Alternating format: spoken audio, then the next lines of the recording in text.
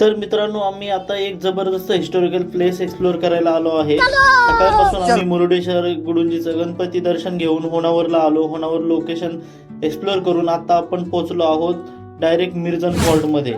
अच्छा, गाडी पार्क करून ठीक आहे. आता आम्ही निघलो आहे मिर्जन फोर्ट कडे. आणि पाहू शकता की हा फोर्ट बाहेरून किती सुंदर दिसत आहे. ग्रीनरी, ओल्ड वॉल्स आणि historical vibe. Already excitement level खूप हाय झाली आहे. आतून कसा किल्ला दिसतो हा याचं खूप एक्साइटमेंट आहे. आणि आपण आता पोहोचलो आहे मिर्जन फोर्टच्या समोर. तुम्ही समोर बघत आहात की इथे काही फळ विक्रेते आहे. आणि हा बघा मित्रांनो, समोर दिसतोय तो मिर्जन फोर्ट. एकदा नजर फोर्टवर गेली की बस ती मजबूत तटबंदी, ते उंच बुरुज. खरंच ना, किल्ला खूप स्ट्रॉंग आणि पॉवरफुल दिसत आहे बाहेरच्या दिशेने. आणि आता खरा ॲडव्हेंचर स्टार्ट झाला आहे. तुम्ही बघू शकता ह्या ज्या पायऱ्या दिसत आहेत त्या असं वाटत आहे की दगडांमध्येच कोरलेल्या आहे. प्रत्येक पायऱ्यांवरून असं वाटतंय की आपण हिस्ट्रीमध्ये वॉक करत आहोत. खूप उंच आणि स्ट्रॉंग स्ट्रक्चर आहे. इमेजिन करा, काही शतकांपूर्वी लोक याच पायऱ्यांवरून चालले असतील. आता आपण थोडं वरती आलो आहे. हा बघा समोरचा एरिया, फुल ओपन स्पेस. भिंतीचं डिझाईन आणि स्ट्रक्चर अजून पण खूप असं सॉलिड वाटते. या फोर्टची मजबूती दुरून दिसत होती त्यापेक्षा जवळ आल्यावर अजून मजबूत वाटत आहे. सिरियसली मित्रांनो, असे प्लेस एक्सप्लोर करायचं म्हटलं ना, एक वेगळाच थ्रिल असतो.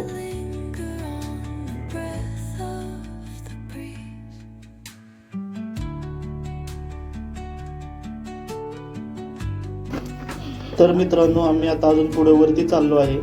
वर जाताना एक छोटासा दरवाजा लागला आणि सिरियसली असं वाटतंय की आपण एका सिक्रेट एंट्री मधून जातोय. त्यातून वर आलं की एकदम छान पद्धतीने असा सूर्यप्रकाश आपल्या चेहऱ्यावर पडलेला आहे. आणि बघू शकता की आता आम्ही वरती आलोय आणि समोर एक बुरुज दिसत आहे. आणि थोडं डाव्या बाजूला गेले की हा एक बुरुज आहे. आणि आता मी दरवाजेच्या साईडला कॅमेरा फिरवल्यावरती आपल्याला इकडे अजून एक बुरुज दिसत आहे. समोर ह्या साईडला उजव्या साईडला पाहिलं तर समोर एक विहीर आहे. तर चला तर आपण विहीर बघूया.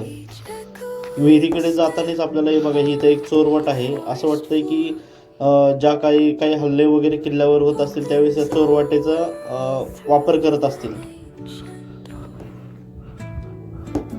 तर आपण आता विहीर जवळून बघूया की ह्याची खोली वगैरे किती असेल काय. बघू शकता. तर आता आपण विहिरीपाशी आलोय, पण इथं एक विषय झाला की विहिरीला जाळी असल्यामुळे आपल्याला आता काय याची खोली बघताच येत नाहीये की ही किती खोली. पण विचार करा मित्रांनो, ह्या विहिरीतलं पाणी किती वर्षांपासून असेल. विहिरीकडे एक बाजूला एक आपल्याला अजून एक बुरुज दिसलाय, म्हणून आपण आता तिकडे चाललो आहोत.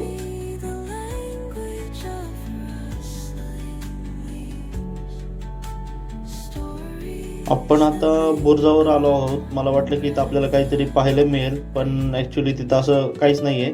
छोटे छोटे असे होल आहेत. बहुतेक याचा वापर शत्रूवरती हल्ला करण्यासाठी करत असावे. तर चला तर आपण पुढचं लोकेशन बघूया किल्ल्यावरचं. बुरुजावरून बाहेर आल्याच्या नंतर आपण उजव्या बाजूने आता खाली चाललो आहे. पलीकडच्या साईडला बहुतेक काहीतरी आहे.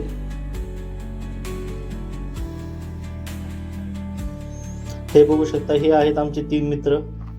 दमल्यामुळे शांत बसलेले आहेत. पण आपण थांबणार नाही, आपल्याला सगळे लोकेशन बघायचे आहेत, त्यामुळे आपण चालत राहणार. हे खाली मला एक वाट दिसली होती, मी खाली आलो. आणि आल्यावर हे बघू शकता डाव्या साईडला एक ओपन स्पेस दिसत आहे. आणि इथे थोडं पुढे गेल्याच्या नंतर हे उजव्या बाजूला बघू शकता तुम्ही, एक दरवाजा आहे. हा सरळ आपल्याला किल्ल्यातून बाहेर काढतो. म्हणजे ही एक चोर वाट असावी असं आपण याला म्हणू शकतो. आणि पुढे बघा, एक मोठा दगडाचा स्टेज सारखा स्ट्रक्चर दिसत आहे. सिरियसली हे बघून असं वाटतंय की हे प्रकारचं सभागृह असावं किंवा प्रार्थना स्थळ असावं. कदाचित इथे राजा बसत असावेत आणि समोर सैनिक किंवा कार्यक्रम होत असावे असं ह्याकडे बघून वाटतं.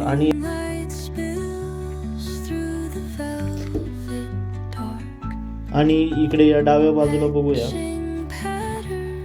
हे जे स्टेप सारखे स्ट्रक्चर दिसत आहे ना, ते बघून तर पक्का असं वाटत आहे की हे लोकांना बसण्यासाठी जागा असावी, जणू खाली काही प्रोग्राम वगैरे असेल तर सगळे लोक वरून बघत असतील.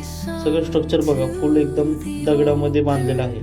प्लॅनिंग आणि आर्किटेक्चर खरंच नेक्स्ट लेवल आहे. थोडं हिस्ट्रीचा जर विचार केला तर हा जो किल्ला आहे तो विजयनगर एम्पायरचा शेवटचा किल्ला मानला जातो. आणि हा जो किल्ला आहे, जसं आपण इतिहास चेक करतो तर हा 16व्या शतकातला किल्ला आहे असं म्हटलं जातं. इंटरेस्टिंग गोष्ट म्हणजे हा जो किल्ला आहे तो मुरपाड, खनिज, जंगली जायफळ या व्यापारासाठी खूप फेमस होता. म्हणजे हा फोर्ट फक्त डिफेन्ससाठी नाही तर हा एक मोठ्या बाजारपेठेसाठी सुद्धा प्रसिद्ध होता. खरंच मित्रांनो, जास्त एक्सप्लोअर करतो तितका हा फोर्ट अजून इंटरेस्टिंग वाटतोय. तर आपण किल्ल्याच्या बाहेर जाऊया. त्या सभागृहामध्ये जिथून आलो होतो तिकडून बाहेर जाऊन बघूया की अजून काय काय आपल्याला एक्सप्लोअर करायला मिळत आहे.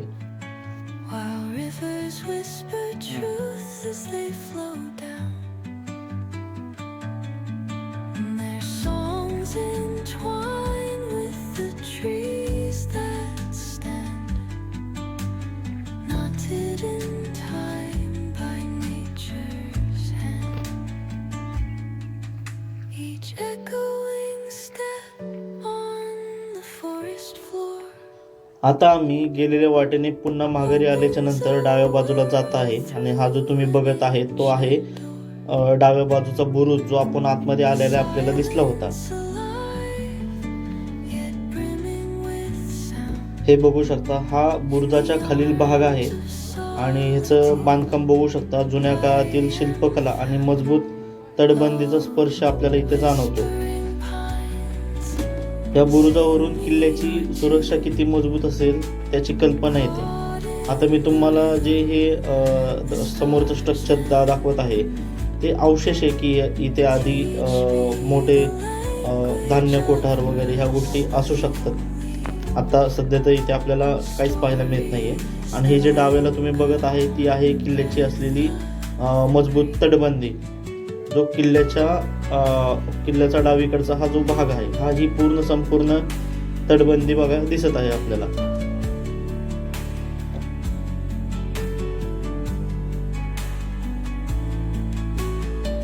हा संपूर्ण किल्ल्याचा डावीकडचा भाग आहे किल्ल्याच्या आतमध्ये आल्याच्या नंतर. आणि भाग बघत असतानाच बघूया, समोर एक झाड दिसतंय आणि तिथं थोडी जास्त लोक आहेत. तर आपण जाऊन बघूया की नेमकं काय आहे तिथे.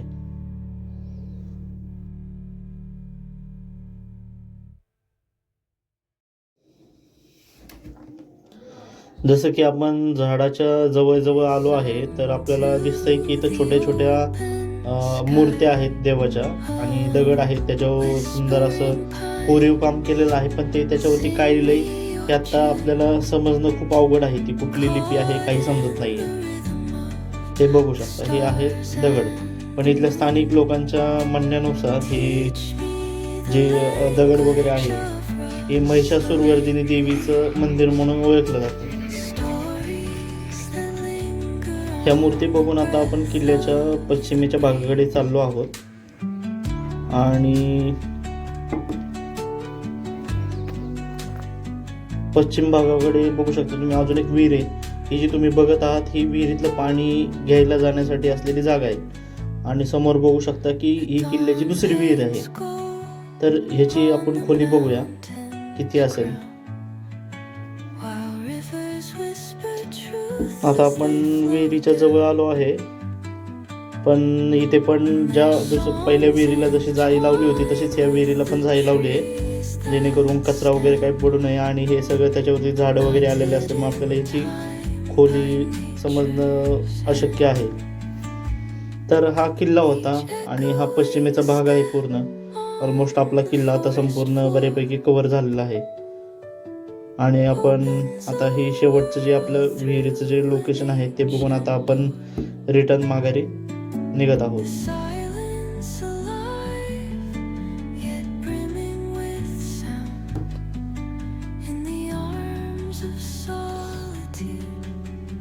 या किल्ल्याचा सुंदर अनुभव मनात साठवून आपण आता परतीच्या वाटेला निघालो आहोत. शांत वातावरण, थोडासा थकवा, पण चेहऱ्यावर समाधान दिसत आहे. आणि खरंच हा किल्ला छान वाटला बघायला. ह्याच्यावरून विचार करू शकता की आपला जो भारत देश आहे त्याच्यात अजून किती किल्ले आहेत आणि अशाच आठवणी घेऊन आपण आता खाली परतत आहोत. आणि तुम्हाला हा डाव्या साईडला दाखवतो मी, तो हा किल्ल्याचा मेन बुरुज आहे, त्याला ध्वजारोहण बुरुज असं म्हणतात. आणि जो आपल्याला किल्ल्यात आतमध्ये आपलं बाहेर जाताना जो डाव्या बाजूला दिसतो तो टेहाईनी बुरुज आहे. आता आपण खाली किल्ल्याच्या दिशेने एक्झिट होत आहोत, कारण संध्याकाळचा टाईम झालेला आहे आणि आता किल्ल्यावर जास्त फिरायला अलाउड नाही आहे. तर ज्या वाटेने आपण वरती गेलो होतो त्याच वाटेने आपण आता रिटर्न येत आहे. तर मित्रांनो, हा डे 2 मधला हा तिसरा पॉईंट होता आपला. आता हा पॉईंट झाला की आपण गोकर्णला पोचणार आहोत आणि अजून पुढे काय काय ट्रिपमध्ये होते हे सगळं मी तुम्हाला नेक्स्ट व्हिडिओमध्ये शेअर करणार आहे.